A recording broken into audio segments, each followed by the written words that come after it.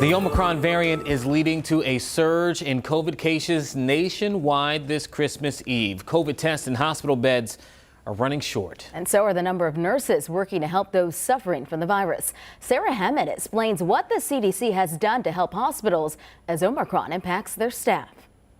Throughout the last 2 years, healthcare workers have seen plenty of COVID-19 case surges as they tirelessly work to save lives. And some health officials are bracing for another uptick after the holidays. That's probably the most dangerous thing, is surges that are big enough to challenge or overwhelm the care capability of the healthcare system. On top of rising cases, hospitals are also facing another battle: staffing shortages. Some people have called this the Great Resignation, the great attrition, the turnover tsunami. But that's nothing new. Back in October, Karen Mitchell, chief nursing officer at CHKD, told us stress and burnout were contributing to people leaving healthcare.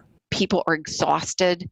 Nurses and other clinical staff too are working more overtime, picking up extra shifts. And the CDC is taking steps to alleviate some of those staffing shortages. Earlier this week, CDC Director Dr. Rochelle Walensky said the agency is looking at data to see if it will ease the CDC's current COVID-19 isolation guidelines. And now they've done that for healthcare workers.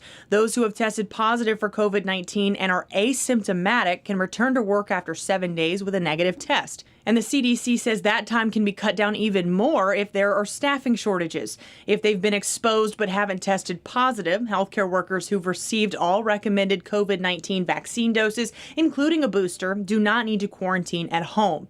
In a statement, Walensky said, quote, "Our goal is to keep healthcare personnel and patients safe and to address and prevent undue burden on our healthcare facilities." For 13 News Now, I'm Sarah Hammond.